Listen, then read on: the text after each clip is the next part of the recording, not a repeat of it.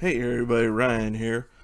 Alright, today I'm going to go over my top 10 NHL goalies as of today, or at least what I believe are the top 10 goalies. Alright, this video was requested by the Sports Star, so thank you for requesting this. If anybody else has any other video requests they want to put out there, please let me know. Just make sure they're reasonable. Don't have me comparing 1890s hockey to today because I wasn't alive then and there's no video of it, so I can't compare the two.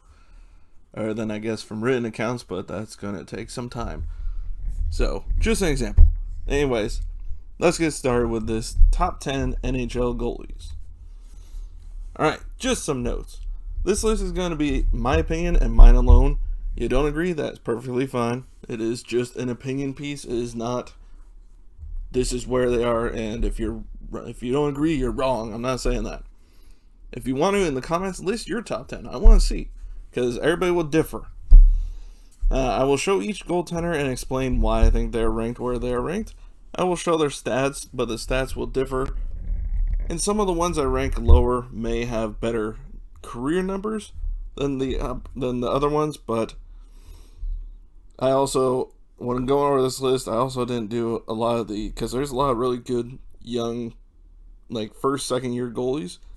I didn't list them for the most part. I think I have one, but most of them are still too raw. It's too hard to tell exactly where they're going to finish.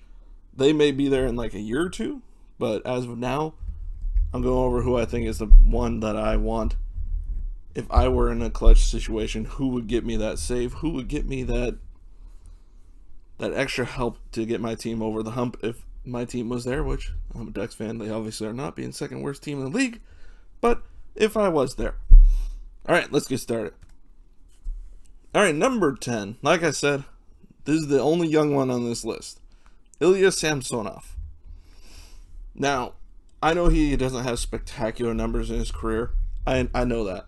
But this kid has, when he's been healthy, because unfortunately he was slowed down this year by COVID. He actually had active COVID too. He wasn't out just because he was exposed. He actually had COVID. So he missed a lot of time there. And then, of course, they had Vanacek come in, and that kid's been spectacular too. And I easily could put Vanacek here, but like I said, it's his rookie year. So it could just be one of those fluke years like Andrew Hammond. The Hamburglar looked good that first year, did not continue after that. So I tried to reserve first year guys out of this, or keep them out of this. But Samsonov, I think, is going to be a very solid goalie. I know this year his numbers are great in the games he has played. 18 games, 13-3-1, 2.55 goals against, 913 save percentage, and 2 shutouts. In his career, he's 29-9-3. So, and that's in 2 seasons. That's pretty good numbers. I mean, the save percentage and the goals against, you want a little bit better, but it's still, he's a solid goaltender, and from everything I've seen from him, I think he's going to be a very good goalie down the line, and I think this is going to be Washington's starter going into the playoffs. So I think he's going to do well, and I think he's going to be a good goalie. Maybe another year or two seasoning to really get to that point where he's like a Carey Price or like a MarcAndre Fleury. But I think he's going to be a top caliber goalie for sure. Alright, number 9. I really debated this one. This one I was going back and forth with quite a few guys.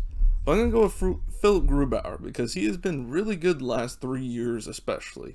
So he is a solid goalie right now. I mean, he has his ups and downs. Every goalie does, but his can be a little bit more on the steep rise and steep dive. So that's the downside with him. I mean, we have a fairly good sample size of 208 career games for him. 104 wins, 60 losses, and 21 overtime losses. A career 920 save percentage and 2.36 goals against average. 16 shutouts. I mean, 5 of those are from this year. I mean, when you're playing starting goalie for the Colorado team that they have this year and last year, I'm not sure if you have to be the most talented goalie in the world, but I mean, you could be like an Antti Niemi when he was playing for Chicago type of thing. But Grubauer is still a pretty talented goalie, and he's one of the few German-born and German raised goalies to actually make it this far in the league, so it's always good to see. And he did win a 2018 Stanley Cup. He was not a starter, but he did start, I believe, a few games in that first round that year. I want to say, or maybe it was the later rounds.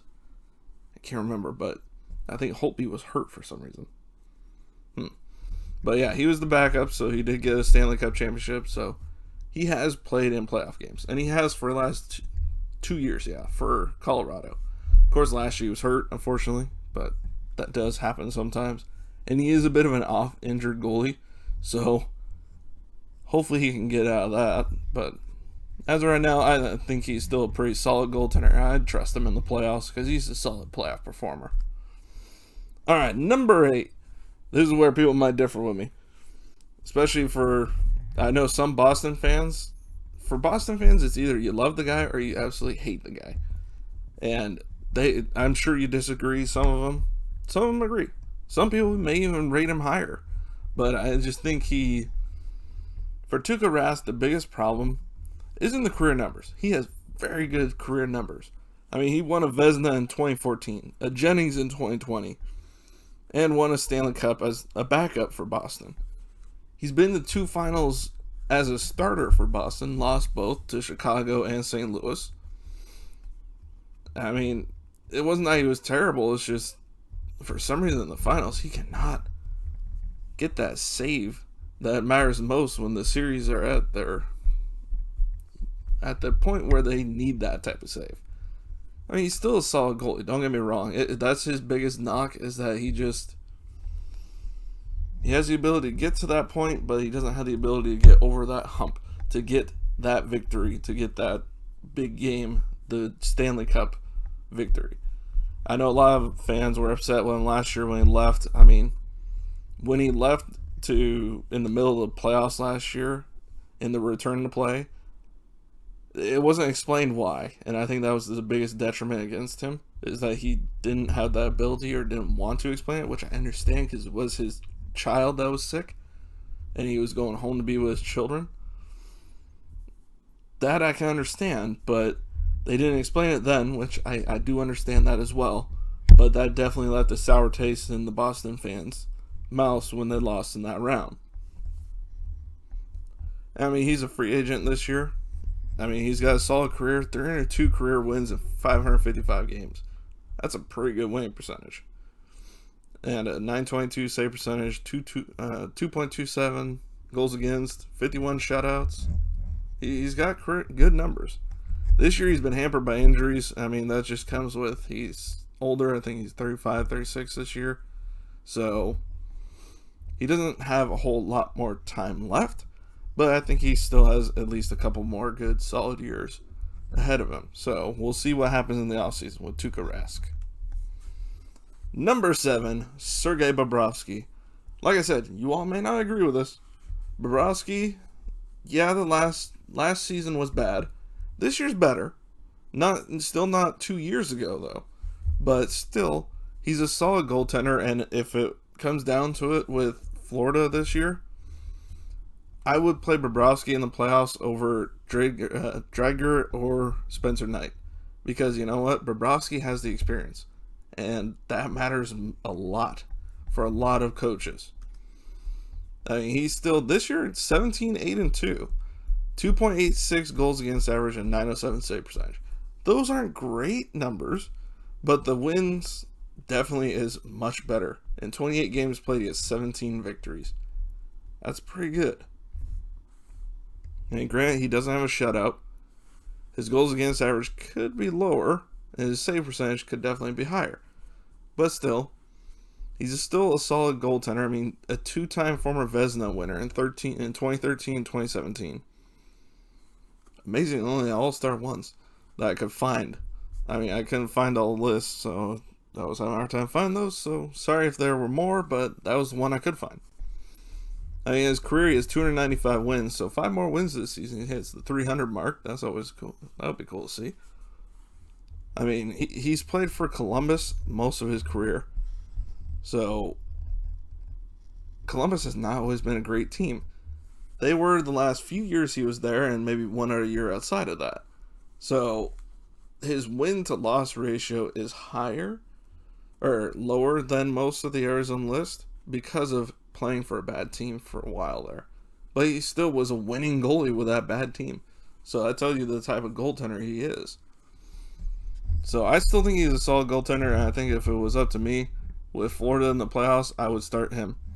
I mean, I'd keep him on a leash, maybe not like a short leash, but I'd keep him on a medium one. Like, we go down 2-0, I might consider dropping you for Drager, because he's had a great year too. Florida's had the luxury of two great goaltenders. Now they got Spencer Knight playing too. Eeh. All right, number 6. Now this is another one not everybody's going to agree with. John Gibson. He has had a god-awful year in Anaheim this year. Just awful. Here's the numbers. 8, 17, and 6. First time in his career he's had a 3 or higher, anything above, I believe actually a 2.5 goals against average, I believe it was, and anything above a 9.17 in his career, or below 9.17. All right, 0.917, sorry. Save percentage. So this is not a good year. I mean, he is also another goalie who can be often injured. He has head injury issues and ankle injury issues.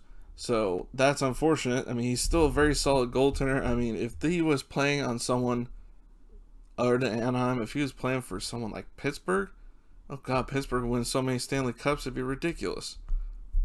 This guy, if he was on a team that is better than Anaheim right now, that team would be just disturbingly good. He is an exceptionally good goalie, and it's unfortunate his talents are wasted on Anaheim right now. And that's my favorite team. Granted, I'm saying that. I honestly was of the belief they might have traded him this year. I think they might have. They might have got offers. It's just they were probably not big enough offers because they're going to want a king's ransom for him. And also they want to ensure they have a goalie to replace him, which I think they're hoping that Dostal will do that, but we'll have to see. That's a future type of thing. So, like I said, I mean, he still had 3 shutouts, even though he's had 8 wins. I was 8 wins, 3 were shutouts. So, there you go. Career numbers, he's 147, 120, and 39. 2.58 goals against average, .917 save percentage, and 22 shutouts. Now, those numbers have gone down because of this year and last year. So, like I said, if he were to be moved to a better team, I think he would be just lights out, just spectacular. He is the former winner with Frederik Andersen from the 2016 season, the William M. Jennings Trophy, and an All-Star in 2019. On to number 5, Connor Hellebuyck. Connor Hellebuyck is a very interesting goalie. I feel like last year he was definitely lights out. He was an amazing goalie last year. That's why he had the Vezina last year. This year has not been as good. I mean, 21, 14, and 3. Still good numbers for 39 games played. 2.7 goals against average and a .913 save percentage with 2 shutouts. Now, the numbers look better than what I've seen of late from him. He has not been looking good of late. So, hopefully he can turn around. I mean, he's not a terrible goalie by any stretch. I'm not saying that. He's a very good goalie. It's just Winnipeg has a lot of problems right now. I mean, who knows if Wheeler's going to play the next game, because I know he took a hit last game against Toronto, and then they lost Ehlers for the rest of the season. And Dubois has not been playing up to his offensive potential so far, which hopefully with Ehlers out, he could find a way to do that. That would definitely help the team. But their first game without Ehlers, a 6-1 loss. They need to figure that one out. All right. Other than that, I mean, he's got solid career numbers. His numbers are very good, so he's still a very good goalie in the playoffs. He can be a clutch performer. So I still would pick him pretty high up on my list. Number 4, Robin Lehner. Now, not everybody may agree with this because he does not have nearly the pedigree as some of these other guys do. But Lehner is still a solid goaltender, and he's proven that in the last few years. Now, his numbers this year, he was hurt for a lot. He had a concussion this year, I believe it was. 15 games played so far, 12, 1, and 2. He's lost 3 total games that he's played so far this year. Only 1 in regulation. That's pretty dang good. I watched the game between Anaheim and Vegas the other night, and I think Brian Hayward, the Ducks announcer, put it perfectly. The difference between Lehner and Fleury is more of a athletic goalie. He flops all around, stopping the puck in all sorts of which way. Where Lehner is not that type of guy. He is just so big that he blocks on most net that he's more of a shot blocker than an actual goalie. So, I mean, he's still a very good goalie. Don't get me wrong. I'm not trying to say he's a terrible goalie. But he definitely is a different type of goalie, which is what they need. I mean, they're definitely been proven to work this year, so that is a good thing. I mean, he has 316 games played, 128, 121, and 47. Not great career numbers. Like I said, there are other guys later on this list, and other guys in the honorable mentions coming up that have better career numbers. And even some guys I'm not mentioning at all. Like Ryan Miller has better numbers than that, but Ryan Miller isn't a starting goalie anymore, or for the last few years, and is nowhere near as effective nowadays as someone like Robin Lehner is. I mean, Lehner also has had the misfortune of playing for some Ottawa teams that weren't very good. He's played for Buffalo, which wasn't very good when he was there. Chicago, when he had that stint there, they were not a good team. His time with the Islanders that one season was very good. That was a good year for him. And then his time with Vegas has been good so far, too. So, I mean, he's also has personal demons, which has probably affected his numbers, too. But 2019, he was the Bill Masterson winner and the William M. Jennings Trophy as well. That was when he was with the Islanders. So, I mean, he's still a solid goaltender. I would definitely have him as one of my top ones for sure, as you can tell by my list. On to number 3, his goaltending tandem partner, MarcAndre Fleury. Now, this guy, I know a lot of people may not agree with him being this high up. He has his really hot streaks and his really cold streaks. But this guy is a 3-time Cup champion in 09, 16, and 17. 4-time All-Star. I mean, he has 487 career wins. He's 13 away from 500. Yes, he is older. He is 36, 37 this year, I believe. But, I mean, at that age, when Lehner went down with injury, look at what he's put up. 31 games, 21, 10, and 0. 2.08 goals against average, a 926 save percentage, and 5 shutouts. Now, you can say that's because of the team in front of him. I've seen a lot of their games. He makes some amazingly spectacular saves that really keep them in games at times. Because, especially earlier in the season, they weren't meshing well at the beginning of the season. And Alex Pietrangelo was looking out of sorts with them when the season began. They're much better now, but Fleury, once Lehner went down with a concussion, saved that team once again. I still think they have mistreated him the last year or so. That's my personal opinion because, I mean, look at what he's done for them since they were brought into existence. And they just push him to the side of the trade deadline, picking up Robin Lehner. It's like, wow, that was a major slap in the face. And now we'll have to see what happens in the playoffs because are they going to go with Lehner or are they going to go with Fleury? We'll have to see. Or do they flip them back and forth every other game? We'll have to see how this plays out. But Fleury, I have a feeling, may not be on Vegas long, but we'll have to see. Number 2, Carey Price. Now, Carey Price is a very good goalie. I mean, he's definitely one of the top goalies in the world, in my opinion, as you could tell. But he is someone that, unfortunately for him, has not been on the greatest of Montreal Canadiens teams. He's had some good teams in front of him, but for most of his career, he has not had a Montreal team like we saw in the 70s or even the mid-80s, the early 90s. They have not been the same franchise since that last Stanley Cup in 93, since Patrick Waugh left. But this guy has been just as good a goalie as Waugh. Honestly, I think he's a better technical goalie than Waugh is. But Waugh is still Patrick Waugh. Patrick Waugh lives and breathes, and he is a legend everywhere, and he should be. He is a great goaltender and far more Stanley Cups. Unfortunately, I don't think Carey Price is going to get a Stanley Cup anytime soon, and he may never get it, honestly. I mean, I just don't see Montreal doing that, especially this year. They've been really bleh of late, and he's injured right now, so he's not even playing. I mean, the games he's played this year, 25 games, 12-7-5, 2.64 goals against average, and 901 save percentage. Not his best year by any stretch. Also, one shutout, I forgot to say that. He is 5 games away from the 700 game mark. He has 360 wins in his career, 257 losses, and 79 overtime losses. 2.50 goals against average and 917 save percentage. And also 49 shutouts. I mean, when Carey Price is on his game, he is absolutely difficult to beat. Very, very difficult. But I feel bad for him. He's kind of like the same thing as Gibson. Stuck on a bad team that just is not going to get him where he should be in the upper echelons of goaltending legend. So I think if he were on someone else, I think that he definitely had that. Or if he was on a Montreal team that had the talent in front of him to get something done.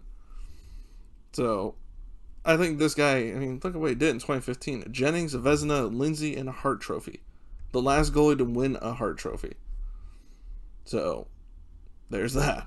So I think he is still a great goaltender. I'd love to have him on my team in the playoffs because he could definitely win you games. And let's go to the honorable mentions. Jordan Binnington. I didn't put him on here because he's still kind of raw. This is only, I believe, his 3rd season. So I know Samsonov was my number 10. But Binnington is more of a late bloomer and has not had the greatest year this year. So I kind of was hesitant to put him on. And why do I have Philipp Grubauer there when I had him in my list? Oh, I was going back and forth between him and Darcy Kemper. That should have been Darcy Kemper. Darcy Kemper is a good goaltender. It's just same problem. He's stuck on Arizona, unfortunately. No offense in front of him to help him look as good as he is. I know a lot of people wouldn't agree with Frederik Andersen being on the list. I've always liked Frederik Andersen. I know he can be like a piece of cottage cheese in the playoffs sometimes, but he's still a great regular season performer. But under the spotlight in Toronto, that could make any goaltender or any player look bad. Then you also have Simeon Varlamov, Ben Bishop. I know he's hurt all year this year, but he still was a solid goaltender up till his injury last year. Jonathan Quick, I mean, dude's won 2 Stanley Cups. Not many goaltenders in the league right now have more than one, if even one. So, because there's a huge upheaval in goaltending in the last few years, if you haven't noticed, because I'm going to do a video on the top young goaltenders, up-and-coming goaltenders here soon. And there's a lot that are playing this year that are on that list. Cal Peterson could be on that list, technically. Jakob Markstrom, another top goaltender, but he's just, other than last year, he has not been great other than that 1 year with Vancouver last year. He had been a decent goaltender, but he had never been a spectacular one until last year. And this year, he has not been spectacular either. Mike Smith, he was solid in the day. He still can be solid at times. It's just, he definitely, you can see his age, and that's why I didn't put him up there. Cam Talbot, he's really just like a swing for the fences type of guy. It's either he's really good or he's really bad. Jake Allen's a pretty solid guy, but he's a backup goalie, so I think that I should put him on the list. Pierre Mrazek, I thought about. I mean, he's been solid for Carolina. He was not great for Detroit, but he's been very good for Carolina, but he's often injured as well and has some questionable numbers in his career at times. All right, number 1. This is not a shocker at all. I think most people would list Andrei Vasilevskiy as their top goalie in the world right now. And I would not disagree. Guy is ridiculously good. Of course, he is playing on a ridiculously good team, but I think even if he was playing on a bad team, he could make even them look good. In 37 games this year, 28-8-1, 2.10 goals against average, 928 save percentage, and 4 shutouts. And honestly, of late, he has not looked that good, but he still has that good numbers. In his career, 297 games already. That went by fast. 187 wins. That means 110 games that he has played in have not been victories. That's incredible. 81 losses in regulation and 19 overtime losses. 2.5 goals against average, 920 save percentage, 25 shutouts. 3-time All-Star already, 2019 Vezina and 2020 Stanley Cup champion. And he worked for that one. I don't know what I can say about Vasilevskiy that you all don't already know. Because if you don't know who Vasilevskiy is, you haven't been watching hockey for the last few years. I mean, this guy's a beast of a goaltender, size-wise as well as his ability. Because he's not like a Robin Lehner who's big and just more so shooting and blocks the shot in the net.